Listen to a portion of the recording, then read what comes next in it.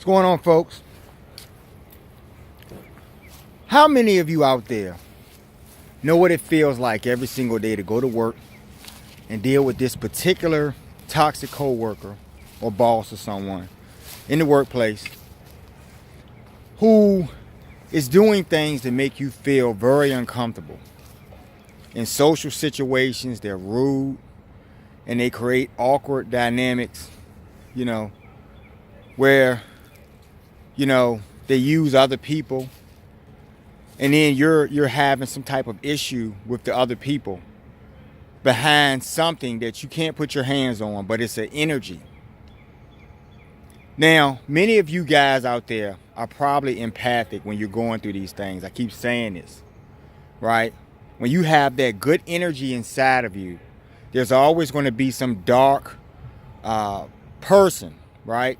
Because they're an empty house, and they're going to seek you out. They want to fight. They want to bring a fight to you, not realizing that, when you're dealing with the higher authority, the Most High, you're protected on all fronts. So their ignorance of these things create this dynamic where every single day you go to work. Some of you don't even want to get out of the bed in the morning because you're going to deal with this. You don't quite have another gig lined up. So, you're in a place. These are those demoniac, low-life narcissists that you deal with every day. So today we're going to talk about that. The low-lifes in your workplace. The things they're doing. What makes them a low-life? See, a lot of people, they don't know why they're doing some of the stuff that they're doing, folks. Sometimes it makes no sense at all to you. You see these murders, all over the TV. You deal with the backstabbing and dissension in the workplace, the gossip, the character assassination. In some cases, this can hurt your businesses and stuff. So in many ways, there's a toxic element that we need to just address. Keep on addressing these things every video, because we are the people, folks. Okay? So every single day at this workplace, you're coming in and you're dealing with dysfunction. Okay? Now, what types of people are we talking about? We're talking about losers, folks. I don't equate necessarily someone being a loser with their income, right? I keep telling you that because money is not even important in this equation. We're not even discussing that. Those are foolish things. What we're talking about is the character of the person. What makes them a loser? A lot of them are jealous, folks. You see these all the time. Hold on, folks. I keep getting these business calls. I don't know what's going on with this. You see this all the time. Where they're doing things to you because they're losers and they have low character traits, right? Low self-esteem and stuff. A lot of this was a childhood thing, but now you're adults and you're dealing with it in present day. So we're going to address the present day. The jealousy that they show you is so toxic that it can create a situation where you may lose your job. You could have some violence in the workplace or any of these things because they're not being reasonable about how the outcome could be, right? About what they're going to do to create a better outcome in your scenario when you're having some kind of conflict with these people. Because the conflict was never you. You never started this. But some of these people, like I told you guys in other videos, some of these people will come to your job and be on your job for literally 48 hours before they start seeing what type of dirt they can stir up, right? Amongst your ignorant, foolish coworkers, your flying monkey, foolish assholes, right? That you work with every day. Some of them came in because they were recruited by family members who may work at the establishment or something, and so that's how they got in so easily. And if you look very carefully, you'll notice that maybe that family member is a fucking fool themselves. So the apple doesn't fall too far from the tree. Y'all get what I'm saying. But jealousy, folks. Pathological jealousy, right? And how does this play out? This plays out in ways where that person, like I said, any given day, you may be doing your work somewhere. You may be on a lunch break or something in the workplace. And you'll have this person, you know, staring a hole through your face, right? And they're not looking peacefully, you know, at you as if they, you know, they're interested in you. They're looking at you like they hate you. They're looking at you like you are their enemy, like you're some type of threat to them. See, this is where we get into the pathology, folks. How are you a threat to a complete stranger? You're a threat just by your presence. See, y'all not getting in there. Who you are, your inner light, your inner effulgence is what they see, and they want to snuff their light because they're losers, right? The more they look at you on a daily basis and see how successful you are or see your shine, they want to snuff it because it makes them realize or feel as low as they've been feeling to this point. And so you're the cause of all of this low-level energy. Not all of the people in their lives prior to you, not their parents, not the people who told them at 5 years old that they'd never be anything, not those people. Because they're not being reasonable, folks. That's why I keep on bringing up reason. Reason is something that we really need, right? To look into ourselves and see what we're doing to someone else. These people don't have that ability. So they'll do things like character assassinate. They'll take that energy, right? You know, loathing or something. You know, you could be at your job and you could be on a break or something. They don't know what you're doing on your job. They could come around the corner, see you sitting at the smoke thing or something, smoke area or something, having a smoke break or something, and they will assume that you're not doing anything. Then the thing is, who are these people to tell you or to have any type of impression about how much work you do when they're not your boss? They have nothing to do with anything in your day, but they're worrying about you because you're making them jealous. See, this is why it's a problem, folks. It's not a problem. Who cares if you're jealous? But when you're starting to go around and character assassinate and try to get the higher-ups to look at other folks and get that person ostracized and then eventually get them fired, you're doing evil, folks. Right? You don't even realize this will come back and you will pay for everything you're doing, but you're stupid like that. So these people do all of this stuff based on their jealousy, right? They're envious of you so badly that if you died, they would be happy about that. But what they would realize is that it wouldn't change anything. Your death wouldn't change anything about this, right? The star that was murdered. You know, we look really closely into the situation. Maybe there was some jealousy involved in this situation.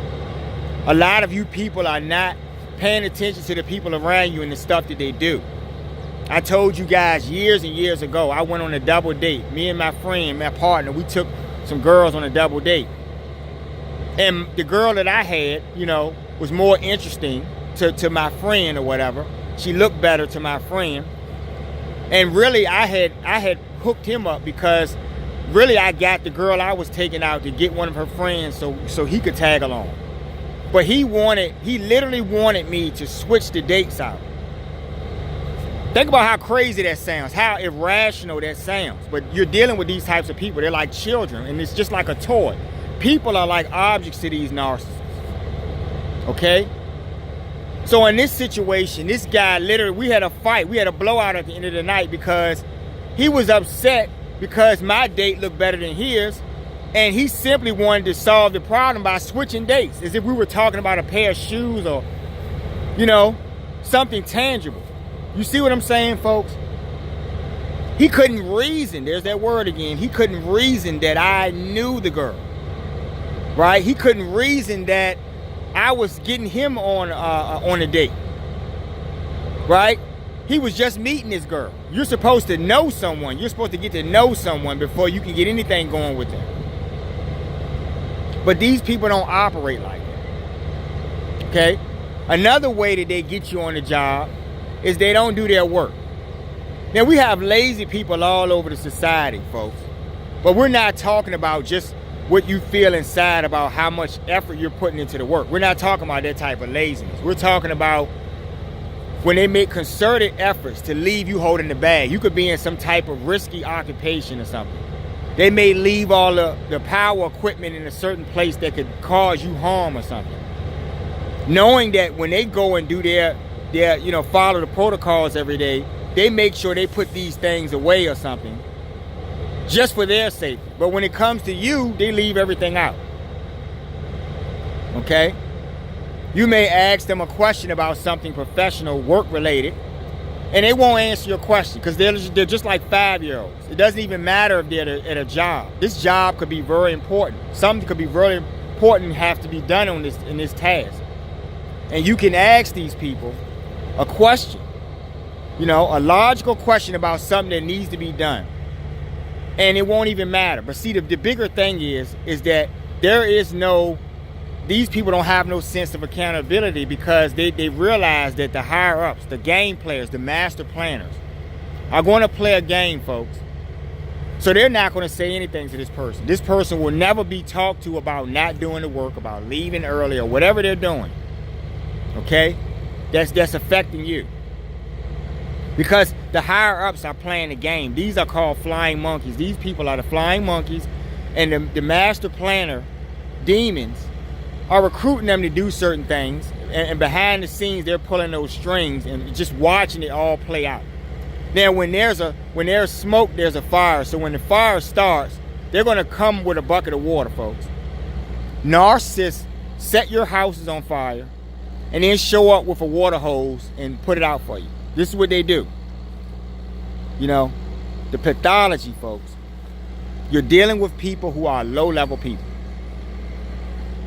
So that person, simply because they want your job, simply because your job looks, enticing to them. Maybe you look like you don't do any work and they just would love to have a job that they don't have to do anything, not realizing how hard you may have worked to get to that place that you're at, or to make that certain amount of money. Money is not important, but we're in this society, folks. So on many levels, that jealousy is how you get low-lifes in your workplace. They were already low-lifes when they got hired, but they got hired by other low-lifes. You understand what I'm trying to explain to you? It works like that. So what you're going to have to do, folks, really, the exit plan, I always keep talking about this because the exit plan is the only way out, folks. Now, you're going to probably go to another environment and you're probably going to deal with very similar things. Okay? But at least you'll have your education from the previous job and you'll understand how things work, and maybe you can play your cards a little bit better in a new environment. Because once you get to a certain point, you have to realize it's the point of no return if you're talking about a job. Right? Once they start talking about changing your department around, they'll do that. They'll pull out their bazooka and they'll switch around your whole entire itinerary for everyone in the department, just so you can work at night, or just so you can work in the day, or just so you can work on weekends, right? That other person was fine with their shift, but now they have to work in the morning or something. You see what I'm saying? They're not even reasoning why this is happening. And they'll pass it off as some type of professional work thing that they're doing this for, because it makes sense, but it doesn't make any sense, right? And because the business owner is a fucking fool themselves and has the same type of mind, when they suffer later on in money or cost or something, lower productivity or something, when they suffer, when any of these ways they could suffer, they'll get what they got coming to them, what they had coming. They'll get what they deserve. Because they recruited those people, folks. The best leaders in the world seem to have to fight to be those leaders. Right? The people who get leadership and power controls easily, it was handed it to them because the lowlifes and fools wanted to keep that status quo. So they only turn the reins over to people who are lower nature, just like themselves.